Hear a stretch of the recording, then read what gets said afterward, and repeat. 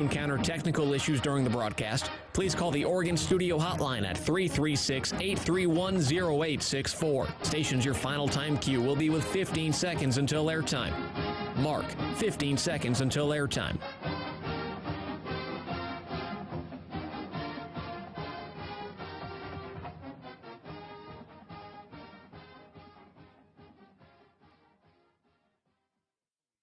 This is Duck Insider.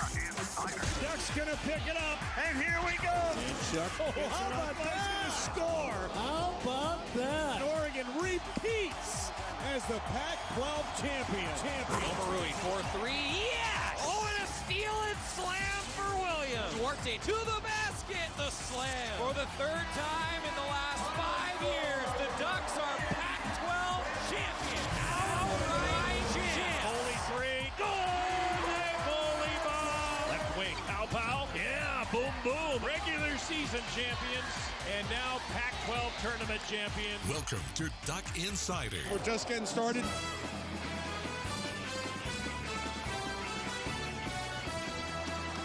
This is Duck Insider on the Oregon Sports Network from Learfield IMG College. Presented by On Point Community Credit Union. Better banking, local solutions. Live from the Country Financial Studio, here's Joey Mack. A lot of news today. Oregon men's basketball with a win last night. Good to get back on the winning side of things for the Ducks, now with 2 in a row against Washington and Arizona State. We'll hear from Dana Altman, going to hear from LJ Figueroa as the Ducks get ready for an 11 a.m. tip-off against Arizona on Saturday, 10:30 a.m. pregame show for us on the Oregon Sports Network. We also have Kelly Graves previewing Monday's matchup against the dreaded Stanford Cardinal. And we go in-depth with Oregon baseball head coach Mark Wasikowski. Really looking forward to baseball season. We are officially a week away from the start of Oregon baseball season. 4 o'clock next Friday, the season will begin against Omaha. And as Mark Wasikowski said, that you'll hear coming up, maybe if everything goes according to plan, the Ducks begin and end their season with Omaha. We'll see. We also have some news as we go on the air today, as Oregon quarterback Tyler Shuck has announced that he is entering the transfer portal. He said in part that he would like to thank his coaches at Oregon for the opportunity and the many lessons he's learned these past 3 years.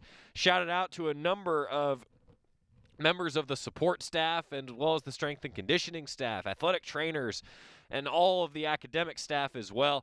He is going to graduate with 2 degrees in 3 total years. A tip of the cap to Tyler Shuck for his work as a student athlete. And he said, "Thank you to my teammates and my brothers for making this place a home. He'll forever cherish bonds we've built together. Once a Duck, always a Duck." And then he is headed to the transfer portal as a grad transfer with 3 more years of eligibility. Tyler Shuck making that announcement via social media today. So, of course, the intrigue is, one, where's he going to end up? And I just want to say, you will not find a person around the Oregon athletic facilities, player, coach, support staff, whoever, that will have anything bad to say about Tyler Shuck. Wish that man nothing but the best and hope that he finds success in his career. And who knows, that graduate degree that he's probably going to get is going to be pretty darn valuable too. So congratulations to Tyler Shuck for his work as a student, and best of luck in the next step in his career. Now, of course, what does that mean for Oregon? That quarterback room has still got a lot of competition, doesn't it? Lot of competition. So who is going to be the odds-on favorite to be the starting quarterback? Well, I think you probably have to point towards Anthony Brown. Guy who played a lot this past season, played more as the season moved forward. Ducks had some different designed packages for him. Maybe we see more of Anthony Brown, as he said that he is coming back. Of course, we've talked a lot about the 5-star incoming freshman Ty Thompson. I think everybody expects him to be really good and to wow a lot of people.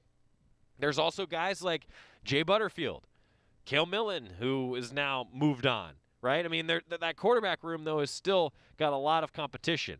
I think a wild card could be Robbie Ashford, guy who's also going to be on the baseball diamond for the Ducks.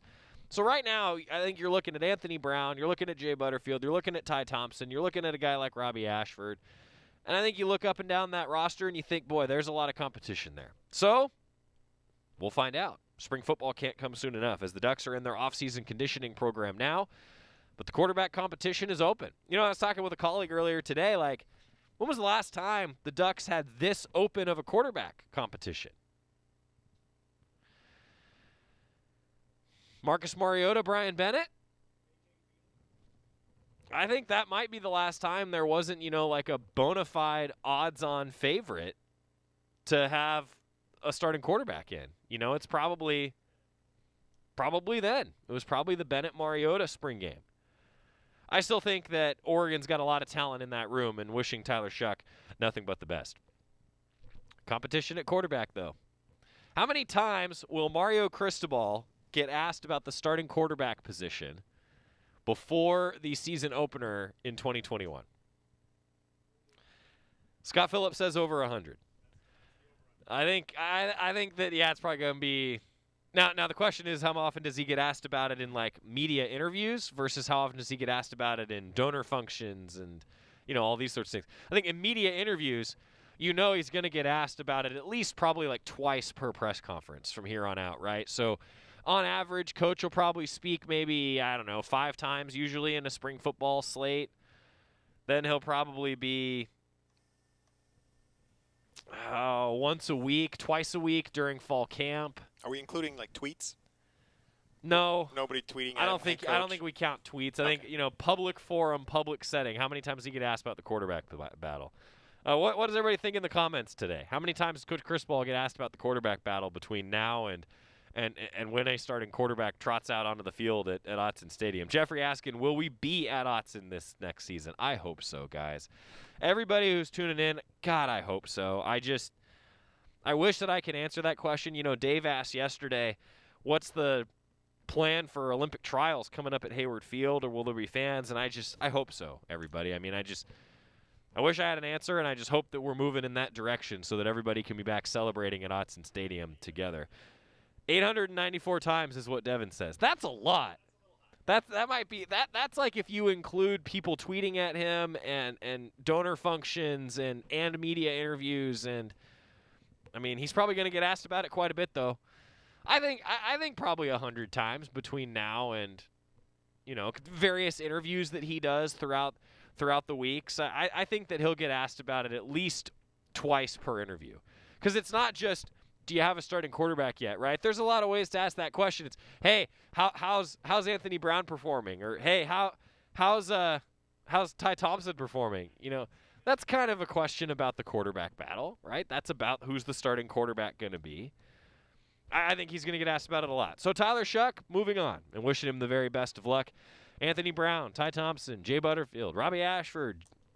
Who knows, maybe somebody else bursts onto the scene. Who even knows at this point in 2021? But speaking of football, everybody, this is cool. Football season tickets are on sale Monday at 8 a.m. That's right.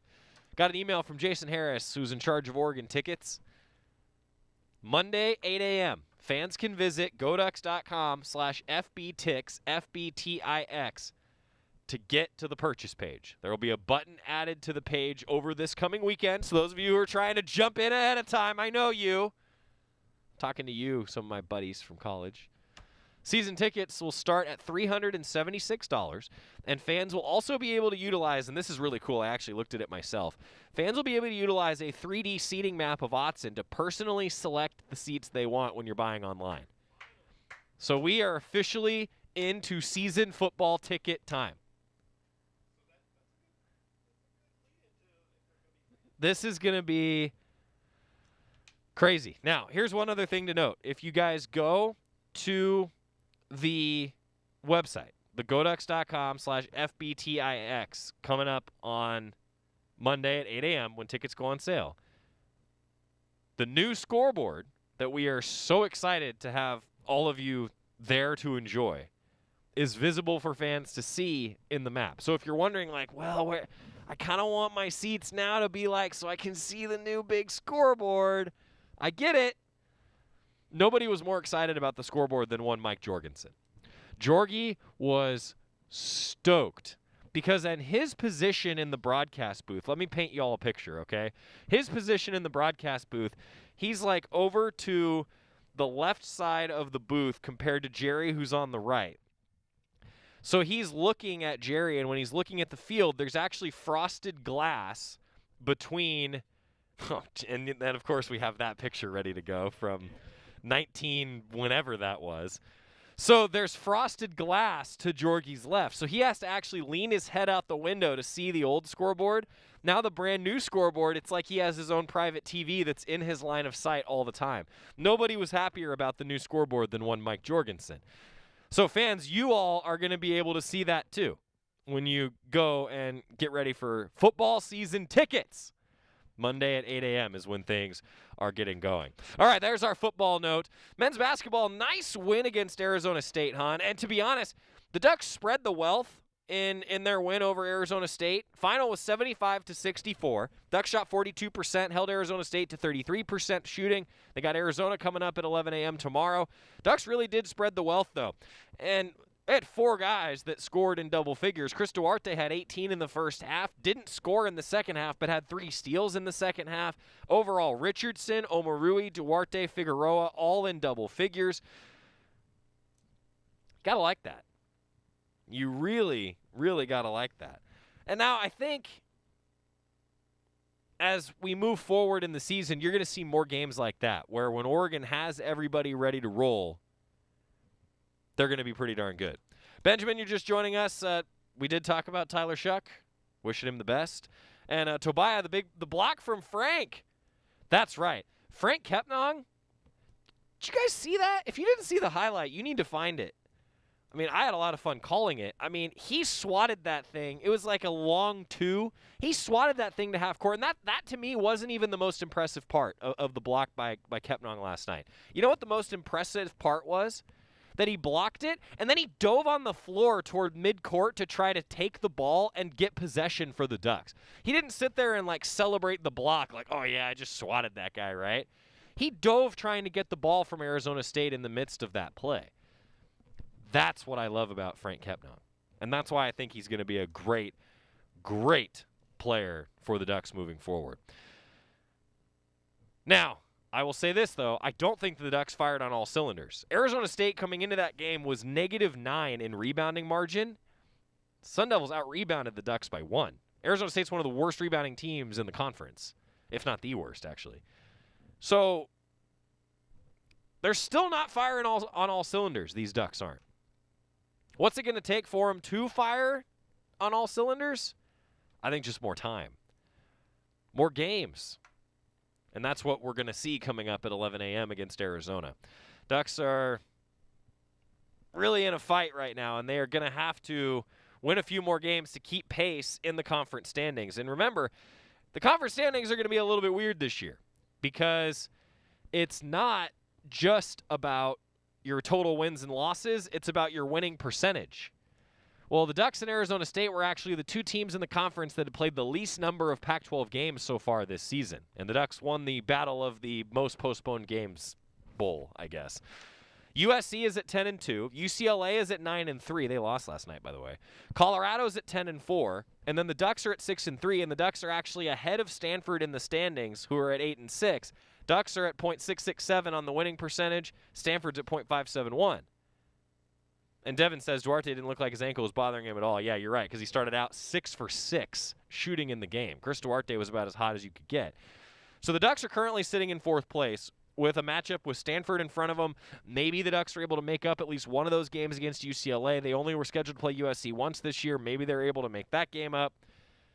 Got to take care of business against Arizona. Got to take care of business against Arizona because just like Stanford, who's 8-6, Arizona's right behind the Ducks at 8-6 as well. Got to take care of business. When we come back, we're going to hear from Dana Altman. Also going to hear from LJ Figueroa as they talked with myself and the media postgame, breaking down the win over Arizona State and looking ahead to tomorrow's big matchup with Arizona. Also going in-depth on Oregon baseball with Mark Wasikowski a week away from first pitch. Busy show on the Oregon Sports Network from Learfield IMG College. Hi, welcome to the Spicy Drive-In. May I take your order? Can I get the spicy chicken sandwich, please? The spicy chicken is an excellent choice, sir. And to drink? Whatever's fine. Oh, may I make a beverage pairing recommendation this evening? Sure. If we are feeling especially bold tonight, sir, I would recommend the Mountain Dew with that. It's bravely unrestrained with a very alive aroma that pairs wonderfully with your spicy chicken. It's followed by a hint of zesty citrus flavor. Yeah, that sounds amazing. I'm sure you already know this, sir, but remember to appreciate the nose first by giving the Mountain Dew a little swirl to relieve volatilize it. What? To change the flavor compounds and activate your taste buds to get them fully primed for that chicken sandwich. Ah, it's delicious. Now you're getting the hang of it. The muscular flavor charge characteristics of Mountain Dew make for an absolutely epic mouthfeel when paired with spicy cuisine. It is quite on point, sir. Dude, it's a perfect match. Like they were made for each other. So true, so true. When you want to make good food bolder and bold food better, do the Dew. Your daily dose of Oregon athletics. This is Duck Insider from Learfield IMG College. Okay, man, this is your time. Maybe you didn't choose this, but you're here now. You're gonna go out there and be an all-star caregiver. Cook, clean, be there emotionally and physically. You gotta dig deeper. Drive them to physical therapy, doctor's appointments, because that's what caregivers do. Don't give up. Show the world that you're tougher than tough. Caregiving is tougher than tough. Find the care guides you need at aarp.org/caregiving. Brought to you by AARP and the Ad Council. Is that a faucet running? That's not a faucet. That's a river rushing through the forest. Forest rivers provide over 100 million people with clean water to drink. What? I can't hear you because of the vacuum. That's not a vacuum. That's the trees in the forest cleaning up the air we breathe. I didn't know the trees were so amazing. Yep, and the forest gives us shade, trees to climb. That's awesome. Let's go explore some more. Visit the forest today and enjoy all it does, just for you. To learn more about the forest and find one near you, go to discovertheforest.org. Brought to you by the U.S. Forest Service and the Ad Council.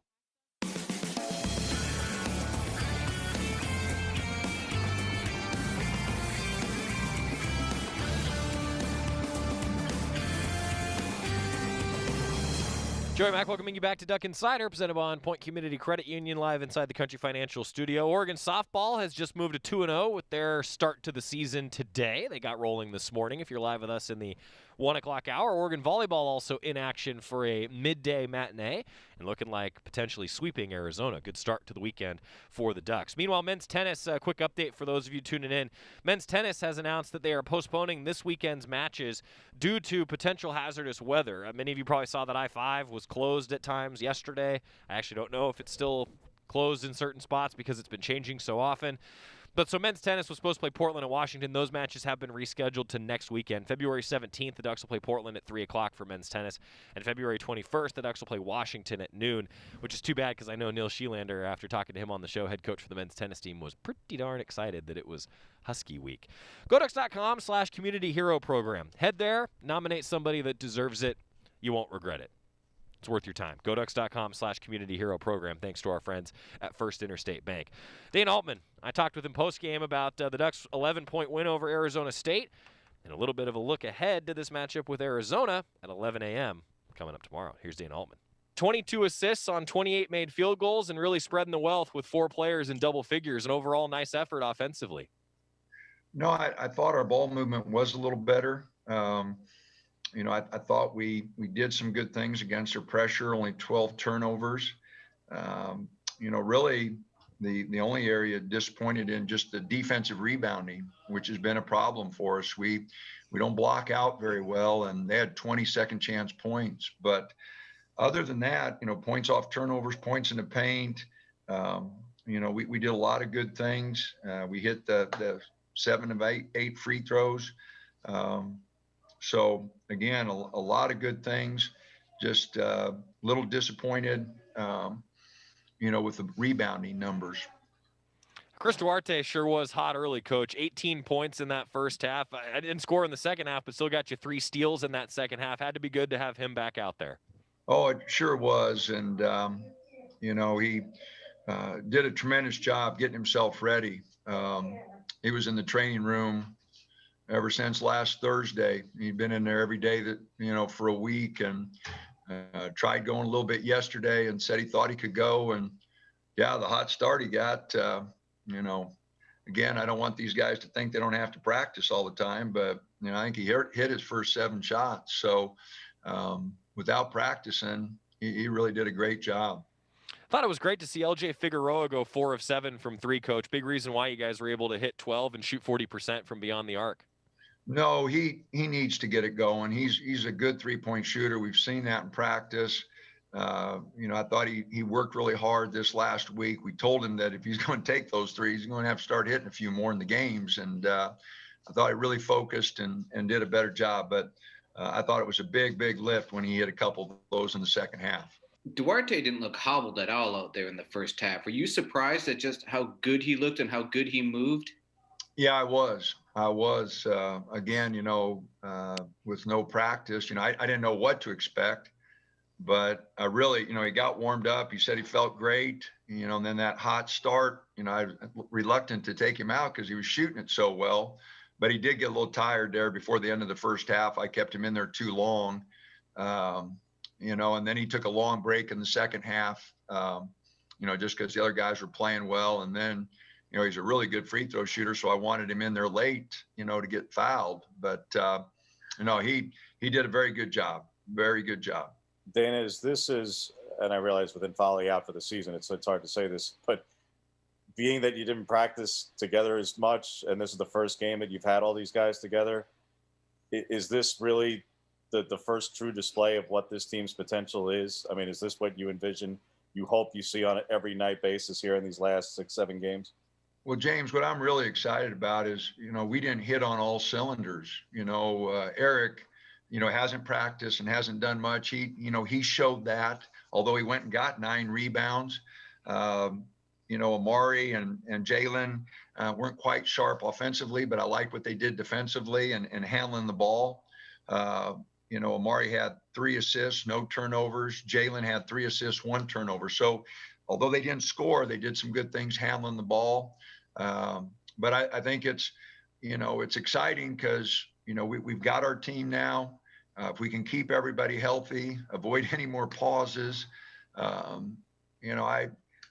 like the guys. I think we can get better and better and better. We got 4 weeks, 5 weeks here to get better and try to make a run. But no, it's exciting to get them all together. And, I think we got a lot of upside if we can keep everybody going. And, to be real honest, I'm not sure it was a great indicator, just Arizona State coming off, another pause. I know how hard that's been on our team coming off pauses, and they didn't have Bagley. So we came off our pauses and didn't have Chris and LJ, and then we come off another pause and Chris springs an ankle. I mean, it's really tough. And Arizona State's been hit as bad as we have. And so, we got a team that was a little out of sync. We pushed that lead up, had a couple bad turnovers that allowed them to get back in it. But, I thought we did a good job, but we're going to find out against Arizona, a good team on the road, Saturday at noon. Yeah, congratulations, Coach. I guess, are you going to be able to go a little bigger against Arizona? I mean, was it easier to go smaller tonight? Not as much. It was. They went with a lot of small lineups and went 5 wide, which, makes it really hard on Frank, to go out and guard some of those guys. But, Arizona will play big. And, Frank and Chandler and Eugene, Luke War, and we're going to need Eric's rebounding again. So, no, it'll be a big challenge. We're going to have to do a much better job on the boards. That's really obvious. Ducks got out-rebounded 43-42 last night, and it's a smaller team in Arizona State. Arizona does play bigger, as Coach mentioned. I was actually just looking at my broadcast board, getting through some of my notes, and, Arizona's bigger. Eric Williams, though, even though he didn't shoot well, still had 9 rebounds. They're going to need more of that against Arizona. LJ Figueroa, though, big reason why Oregon was successful. He talked to the media post-game as well. 16 points, 4 of 7 from 3. He shot well over 30% in his career at St. John's from 3. So being right around 20% on the season was odd, at least in my mind, for LJ Figueroa. Maybe he's starting to heat up here down the stretch. He talked to the media last night. Yeah, LJ, I know this probably wasn't Arizona State at their full strength, but still, how do you think you guys played tonight? And you got to be pretty pleased with getting out here with a win. Yeah, every team's been dealing with battles, all season long. We're definitely proud, we got the win.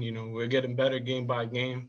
And just, we finally got our whole team together and, we're finally starting to mesh together and just being able to hoop and see how good we can be. I'm really glad you came through. How'd that 3-point shot work for you?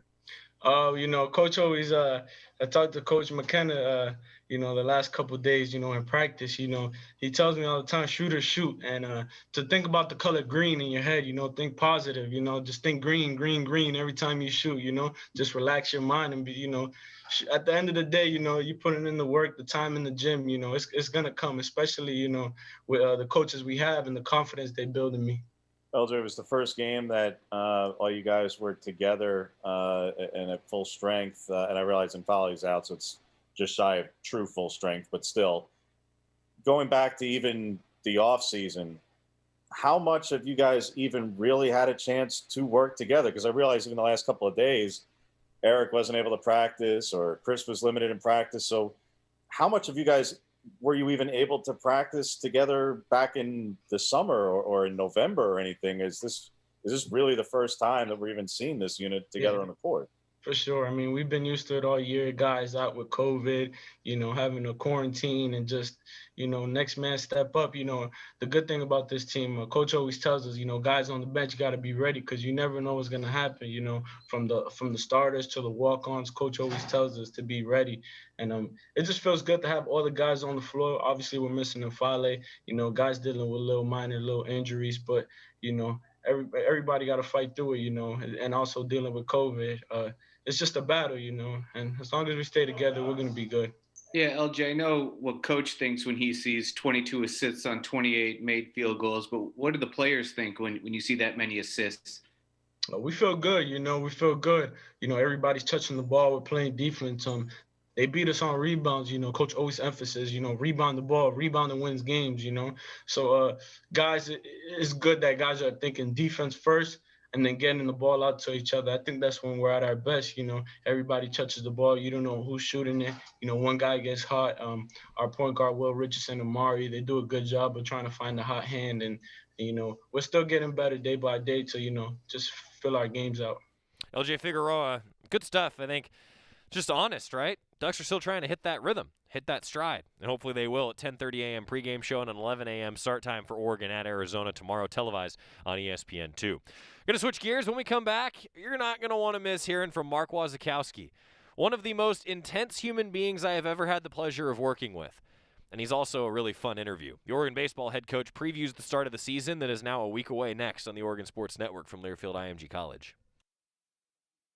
From the weight room to the classroom, on the field and off it, On Point proudly supports University of Oregon athletics because student athletes do so much more than bring us pride on game day. They bring our entire community together in Eugene and all across Oregon. So whether you're watching the game in the stadium, at home, or at your favorite local business, their success makes all of us stronger. On Point Community Credit Union. Join in. OnPointCU.com. Federally insured by NCUA. Equal housing opportunity. As my family continued to grow, I realized I'd have to replace my beloved Jeep with something that has, well, more seats. I'm Jason Hines, Country Financial Rep and father of 7. Whether you're upgrading from your sporty ride with no room for a car seat or finally replacing your well-loved beater that still has a cassette player, you'll want the right protection for your new car. Work with a Country Financial Rep like me and get the protection you need at a price you can afford. Learn more at TakeSimpleSteps.com or contact a local Country representative. You're listening to Duck Insider. Duck Insider on the Oregon Sports Network from Learfield IMG College. Adopt US Kids presents What to Expect When You're Expecting a Teenager. Learning the lingo. Hundo P. Hundo P. Adjective.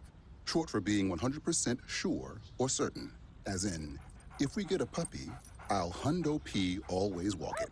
You don't have to speak teen to be a perfect parent. Thousands of teens in foster care will love you just the same. Visit adoptuskids.org. Brought to you by the U.S. Department of Health and Human Services, Adopt U.S. Kids, and the Ad Council.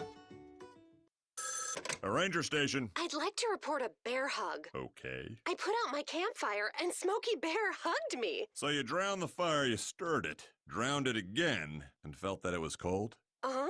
Yep, he's just letting you know you did good. Bear hug from Smokey Bear. Status update. I'm gonna let you go now. There are many ways to start a fire, but one sure way to put it out. Learn how you can do your part at SmokeyBear.com. Sponsored by the U.S. Forest Service, Ad Council, and your state forester.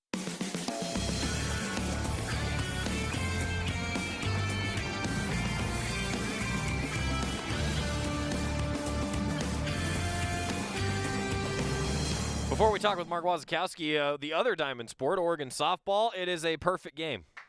That's right. The fourth perfect game in program history. And I think this about sums it up. Samaria Diaz started 3 2/3, no hits, 4 Ks. And then it was Reagan Rogers who came in for 1 1/3 with 1 strikeout. Combined perfecto as the Ducks run rule Montana 8-0. Pretty darn good stuff. Ducks go 2-0 today for Oregon softball. Meanwhile, we're a week away from the start of Oregon baseball season. Mark Wasikowski, a shortened first year as the head coach of Oregon baseball in his return after being an assistant coach for the Ducks in the George Horton era. Went to Purdue for a few years, now back as the head coach for the Ducks. And man, I really enjoy all of my conversations with Mark Wasikowski previewing the start of Oregon baseball season. We are closing in on Oregon baseball season, and it is my pleasure to welcome Mark Wasikowski to the show. Head coach Oregon baseball joining us. Coach, this will be the first time that you and I talk before we talk about 54, 56 times throughout the regular season for our pregame interviews, and I just got to say, it is great to have you on the show. How have things been going? Awesome. Got a chance to be with the guys every single day now since we got back here at the start of January, and it's been a lot of fun. How's practice? I mean, I know that's a very open-ended question, but how's practice? It's been great. Energy's off the charts. I mean, when you take stuff away from young people and they realize it, you can imagine that they don't want that to happen again, and they value the time. And so, you got to take some good out of what's happened. There's been so much bad that we can focus on out there, and you really just try to shape it into the positive stuff that you can.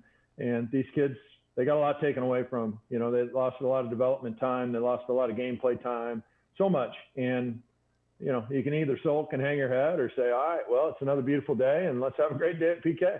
I like that. Mark Wasikowski, you are one of the most positive and determined men that I have ever met. So I can only imagine that the off season, as weird as it was, that must have been an interesting challenge for you and your staff to attack that with your guys in some way, shape, or form, right?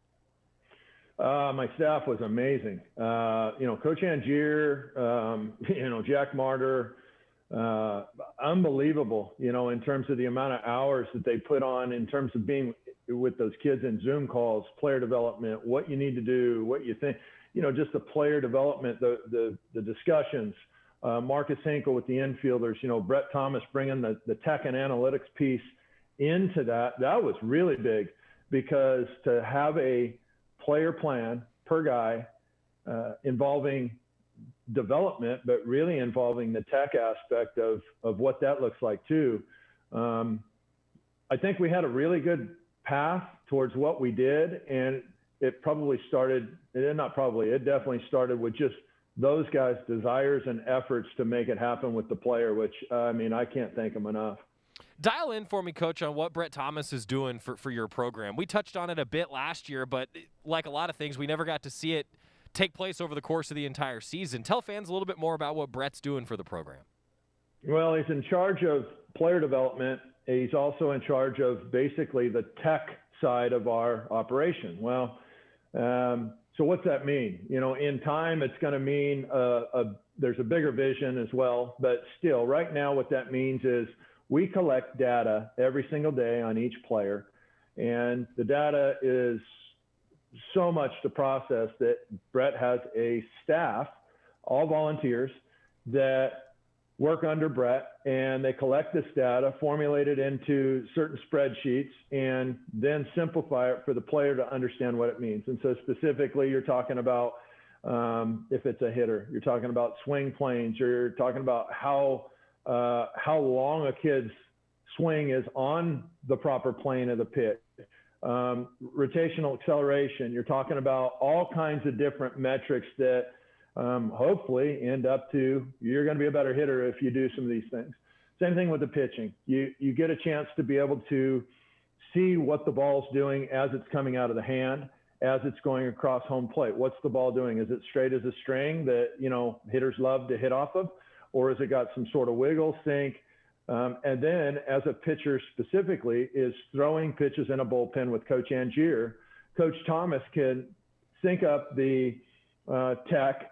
We have big screen TVs and stuff that they actually watch the data come in real time, and a pitcher can make pitch by pitch adjustments to see what actually gives that guy more wiggle as the ball's crossing the plate, or more deception as the ball's coming out of the hand. And Brett can communicate that with Coach Angier, and he communicates with Daryl Hunter, our strength coach, who's also involved in pitching tech.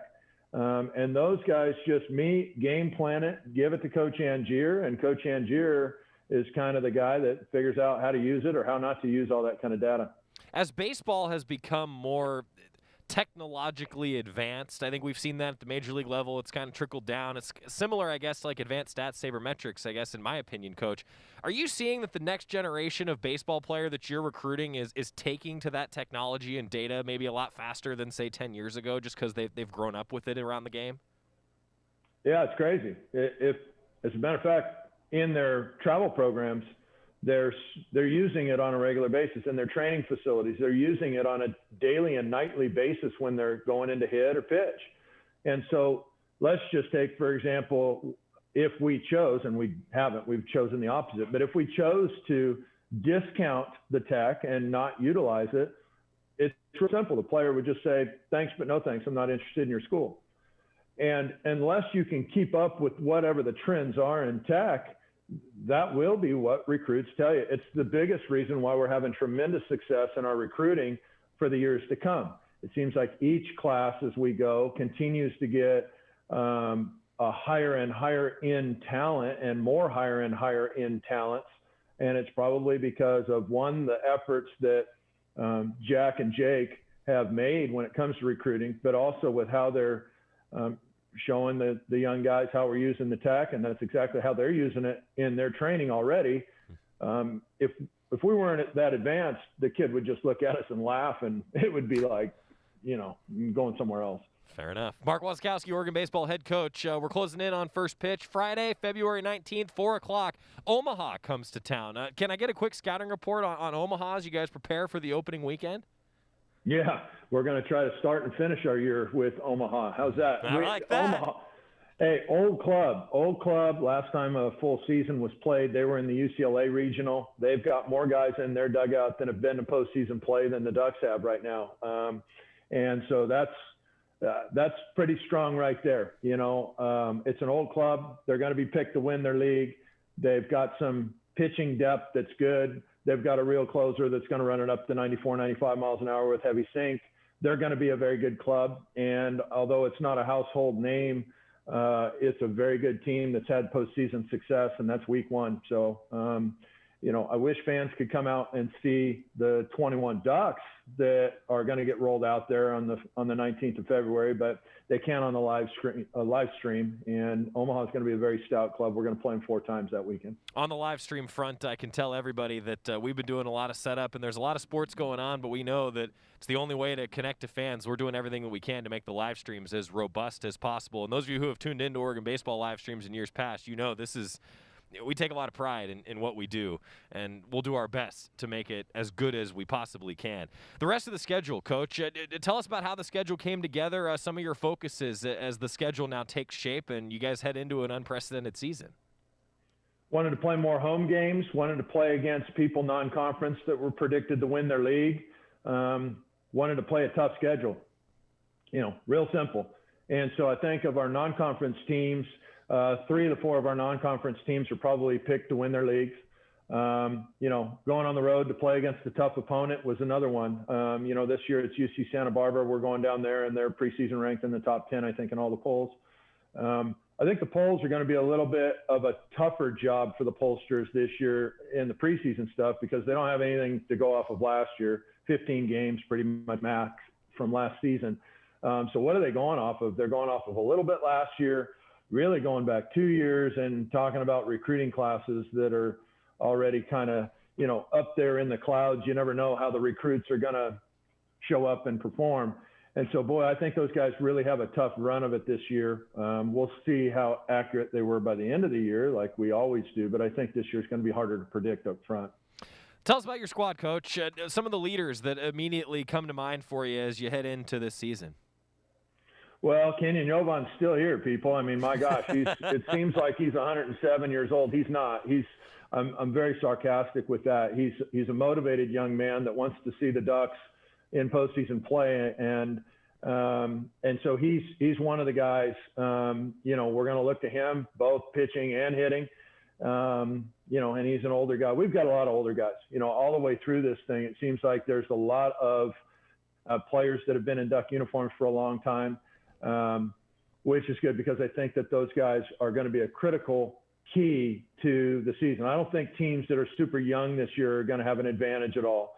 As a matter of fact, I think we're seeing a little bit of that with Kelly's club and women's hoops. Mm-hmm. You know, it's just, boy, during any time, I think you're seeing that with Kentucky men's basketball as well. I think you saw that with LSU football. You're seeing it in several sports where you've got good, talented young players, but yet those talented young players, they need time to figure out how to play in a team game and into systems that allow the team to win more so than the individual player to have success. And let's face it, in all these sports, the individual player, the talent is what we're all recruiting. That usually means that they were taking the ball and hoops and scoring the ball more than anybody. And now they're being asked to branch off and be team players more so than maybe they ever have. And learning those things takes time. I think the older guys that we have are going to be an advantage. As you look across the field, it seems as though we can roll out a lineup where you've got a bunch of third and fourth year players almost in every position, not quite all of them, but I think that's going to help us quite a bit when it comes to, you know, navigating some of the things we've already seen are a little bit turbulent with the COVID times. Oregon baseball head coach Mark Wasikowski joining us, and when we come back, more, as we are a week away from the start of Oregon baseball season, breaking down some of those names and some of the big contributors after this on the Oregon Sports Network from Learfield IMG College. Dear Wallet, you can't stop a new 2021 Toyota no matter the weather. The Camry all-wheel drive comes out to play. Snowy hills don't stand a chance against the RAV4, and everyone will be comfy in the Highlander. See you in the snow. Toyota. Find yours at toyota.com. Toyota. Let's go places. From the weight room to the classroom, on the field and off it, On Point proudly supports University of Oregon athletics because student athletes do so much more than bring us pride on game day. They bring our entire community together in Eugene and all across Oregon. So whether you're watching the game in the stadium, at home, or at your favorite local business, their success makes all of us stronger. On Point Community Credit Union. Join in. OnPointCU.com. Federally insured by NCUA. Equal housing opportunity. Dear Wallet, you can't stop a new 2021 Toyota no matter the weather. The Camry all-wheel drive comes out to play. Snowy hills don't stand a chance against the RAV4, and everyone will be comfy in the Highlander. See you in the snow. Toyota. Find yours at toyota.com. Toyota. Let's go places. This is the Oregon Sports Network from Learfield IMG College. I'm probably okay to have one more drink before I drive home. I'm probably okay. I open the window to stay alert. Probably okay. I just popped some gum in my mouth. Step out of the car, please. I probably made a mistake. Probably okay isn't okay when it comes to drinking and driving. If you see a warning sign, stop and call a cab, a car, or a friend. Buzzed driving is drunk driving. A message brought to you by NHTSA and the Ad Council. When I grow up, I want to be a new pair of blue jeans. When I grow up, I want to be a kid's first computer. I want to be a warm place on a cold day. Football I want to be a stadium. bike that races around the country. I want to be a bench on a forest trail. When I grow up, I don't want to be a piece of garbage. And if you recycle me, I won't be. Give your garbage another life. Recycle. Learn how at iwanttoberecycled.org. Brought to you by Keep America Beautiful and the Ad Council.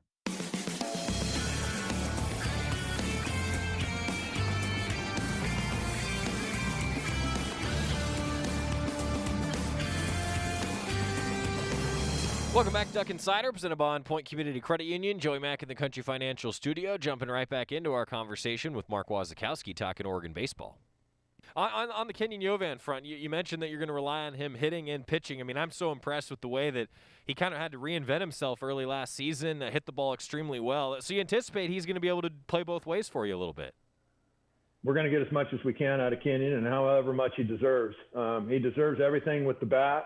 And his velocity with the pitching has increased again. So he's now back up to 92 miles an hour with his velo, which is a huge sign. Last year, I don't think he threw a ball over 87, 88 miles an hour. And now he's back up into the 90s. And his breaking stuff is sharper, as you would expect, with increased spin rates and velo. So doesn't mean that he's scheduled to pitch on Friday night. As a matter of fact, we still have a full weekend left in front of us to determine who the heck's going to be pitching on Friday night on the first weekend. Candidates, real simple. Brett Walker, Robbie Ahlstrom, Colin Kafka. There's plenty of guys that we can list off. Peyton Fuller's done very, very well in the scrimmages as well. Andrew Mosiello, returning second-year players, done very well. And there's 2 freshman kids, by the way, of Isaac Aon and Rio Britton, that have 2 extremely talented arms, guys that are running it up to the, low to mid-90s and maybe even a tick better than mid-90s at times, which is crazy as freshmen, 18-year-old kids. But, it seems as though the development has occurred, and it seems as though guys are in a better place mentally and physically. And now it's going to be about starting the season where failure comes in. And so how well do they handle that, and how mentally tough are they to handle that is going to be the next step. Mark Wasikowski talking Oregon baseball with us. A lot of those names competing for the rotation. I imagine that means your bullpen's looking pretty deep if you've got that much talent, right? Well, yeah, deep in terms of numbers and guys, yes. In terms of guys that you can roll out and say, okay, we've got 5 guys that are 10-0 the last time that they stepped foot on a regular college field. We don't have that. Guys that save 10 to 15 games out of the bullpen, we don't have that either. And so the ability is been enhanced. Coach Angiera has crushed it with the pitchers. He's really done a nice job with those guys. But still, this is still a group that hasn't had success yet at a postseason success level in the time that they were at the University of Oregon. So there are some hurdles that we need to get through. There's clearly more names. There's clearly more depth. We like what we see. But I think that's across the board. I think that you could probably press play on any college coach that says, do you like your team? Do you have more depth? And the answer to that naturally is absolutely, because everybody across the country kept more or less everybody that was there from last year and then added another recruiting class. And so I think that would be the natural answer by all college coaches this year. Depth is going to be tested this year, though, for sure, right? I mean, in this COVID environment, you never know who's going to be ready to go on a given game day. Well, yeah, and we've already approved with the Pac-12 head coaches. All you need is one healthy coach to even play a game. But there's numbers, a certain number of catchers, certain number of infielders, certain number of pitchers. I mean, there's all kinds of specifics that I didn't think we'd ever be talking about this kind of stuff, and yet we are. And we've got rules and legislation in regarding minimum number of players available to even play a game. We voted, just where the kids can play. We voted if, for whatever reason, there were issues with umpires, that they can actually finish a game with one umpire. And if one umpire was umpiring, that umpire would be umpiring the game from behind the mound. Wow. So, you got to think outside the box this time. There's going to be some real breaking balls with this COVID situation. But I think we all just seem to function best when we keep it grounded and say, the kids have lost a lot. Let's just make sure that these guys are playing, first and foremost, playing safely, doing the things that whatever those experts tell us to do, we embrace. To where it gives us best chance to be able to do what we couldn't do last year, and that's play ball. I really like your description of breaking balls and not just curveballs. That's spoken like a true baseball coach facing adversity, was. There's been plenty of it. I can understand that. Mark Wasikowski joining us, Oregon baseball head coach. How about another guy that seems like he's about 107 years old, and Gabe Matthews? He seems like he could really fit in the middle of the lineup for you again. Yeah, he's still got a baby face, though. So, Kenyon, he looks like a dang caveman, all hairy, and Gabe, he's still got that baby face. Looks like he's 12. His number's 12, by the way. So, anyways, it's with those guys, it's been a lot of fun just to be able to be around them and see their development. They had options. They don't have to be here right now. They could have signed with professional clubs and gone down that road, and they opted into playing, which I think is a huge statement to what Coach Martyr and Angiera are doing, because if they didn't like the player development that was going on, they would have made a different decision. So they decided to come back, as did all the other draft eligible guys that have opportunities to go out and do something different, sign professionally, or just take their degree and get into the workplace. We had guys that had that option. And these kids all chose to return, and they chose to return for a reason, and that's because they want to see this thing back into postseason play, potentially being in Omaha, Nebraska. Break down the infield and the outfield for us, if you could, Coach. You got some good competition heading into opening weekend. So third base, we've worked basically 3 guys out at third. We've worked out Kenyon Jovan, and we've worked out Sam Nowitzki and Nick Bellafrano, who's a grad transfer from Stanford. He actually has had regional and super regional experience, which is great. But those guys have been in a battle over at third base. Josh Kasevich would be, if we started today, starting at shortstop for us. Gavin Grant would be starting at second base for us. Those guys are elite level defenders in the middle of the field, and from a range standpoint all the way through really give us an edge there. First base, Gabe Matthews over at first. The catching position, there's basically 3 guys that are in the mix there at the catching spot. Last year's starter, Jack Scanlon, would be the starting guy again. And then you've got 2 guys competing for the second job, freshman Sia Cromwick, who's extremely talented, and an older fella, Sam Olson, local kid from Sheldon, who obviously swings a very good bat. Those guys are battling for the second job there. In the outfield, Tanner Smith in left field. He's got some competition out there as well. The outfield right now, the dust will settle as we go, and it's nice to have a lot of those guys. When you look at them, they really invested in the weight room. There's a way more physical look. And so, just in our outfield cores, the corner outfield guys, whether it's Tanner Smith, AJ Miller, Aaron Zavala was one of our best hitters. He was really our best hitter last year. He looks like a guy that will be in the lineup to start the season for sure. AJ Miller has played exceptionally well. Tanner Smith is a guy that's been a starter in the program in the past. Start with those guys in the corners. Anthony Hall also, has been a guy that was a center field corner guy for us. He can swing in both spots. He's developed tremendously as a hitter. Big, strong kid. 6'3", 220-pound guy that's really big, really strong, and can hit it a long ways, as the other 2 kids can. We've got a football player out on the diamond right now named Robbie Ashford. Football player, quarterback, really right now an elite level defender in center field, and he's only 6'3" or 4" and 220 pounds. He's a horse. A little thicker than Devon White back in my SoCal childhood days when we watched Devon White with the Angels coming up and really ranging in center field. But Robbie's a long strider like White was. We just are getting him out there from football, from him being in the bowl game and all that. And so we're just learning him, but it's been exciting. And the pro scouts that have seen him play have kind of rushed down to the dugout and went like, hey, who the heck is this guy? Holy cow. That's good. In addition to that, you've got another, center fielder named Colby Shade, who's coming in here from Colorado that clearly can run, go get the ball, and a local kid named Bryce Betcher, high school shortstop, really talented kid. We're working him out in too many places, center field being one of them, and he can go get the ball. And so, wow, great looking kid. These guys are all like 6'2" and put together pretty good and built. And so I really hope that when you see the guys, people are going to go, wow, okay, they're more physical. I hope they play as good as they look, because they really do. They've done a nice job in the weight room getting themselves prepared. I love it. I can't wait to see everybody in action. Waz, I look forward to having many more conversations with you throughout the course of the year. Thanks for taking the time to give us a little season preview, and can't get here soon enough. Omaha in town, 4 o'clock first pitch next Friday when the Ducks will open up the 2021 season at PK Park. Mark Wasikowski, thanks for taking the time, my friend. Appreciate it, Joey. Go Ducks.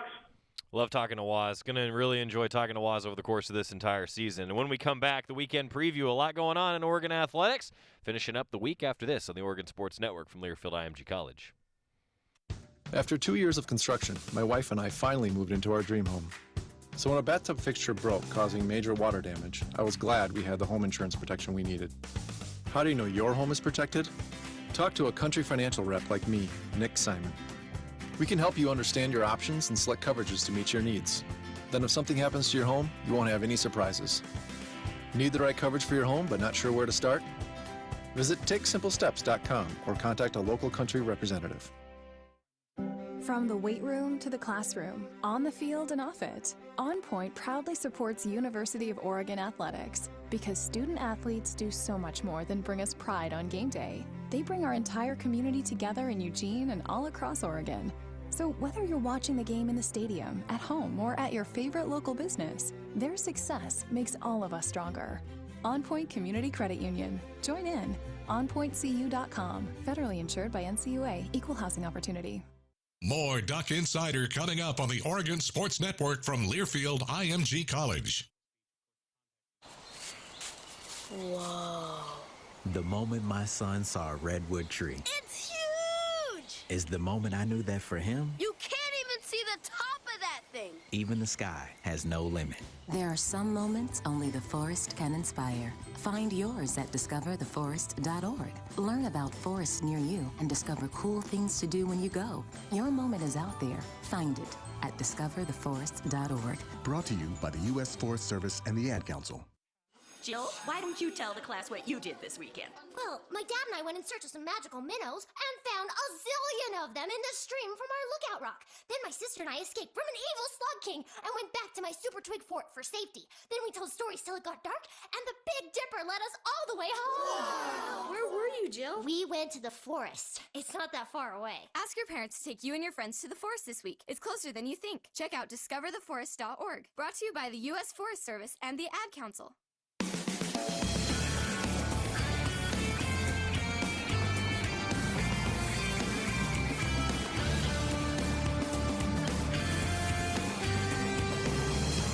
Finishing up Duck Insider, presented by On Point Community Credit Union. I'm Joey Mack, calling all cookie lovers. You can order Crumble cookies in store or for delivery, curbside pickup, nationwide shipping. Come see him at Crumble Cookies off of Coburg Road. My thanks to Mark Wasikowski for joining us. I can't wait. We are a week away from Oregon baseball season getting going at 4 o'clock next Friday against Omaha. I'm so excited for it. I love baseball season. To me, that's a sport where, one, we get to have a lot of fun with the live streams. We're basically doing a TV broadcast in addition to our radio broadcast, which is a lot of fun for me and for everybody who's involved in our production crew. And I just love going to the ballpark every day. There's just nothing like it. It's going to be different, though. It's going to be different. We're actually working on a way for either me or Alex Stimson to be sitting in the stands because there can't be two of us in the broadcast booth. So we're working on ways to do that. Busy weekend coming up. Oregon volleyball already with a win. Oregon softball already with 2 wins and a combined perfect game. Men's basketball 11 a.m. tomorrow against Arizona. And Oregon track and field's in action today out in Arkansas as well. Follow along at Oregon TF. Men's tennis matches have been postponed due to weather, not COVID, just weather with all the bad weather in the Pacific Northwest right now. Softball continuing their weekend. PSA, everybody, it's Valentine's Day on Sunday. Don't forget. Women's tennis also in action on Sunday as well. We'll talk to you on Monday. Adopt US Kids presents What to Expect When You're Expecting a Teenager. Learning the lingo. Jelly. Jelly adjective. Jelly is a shorter, better way to say jealous. As in, Chloe, I am like so jelly of your unicorn phone case. You don't have to speak teen to be a perfect parent. Thousands of teens in foster care will love you just the same. Visit adoptuskids.org. Brought to you by the U.S.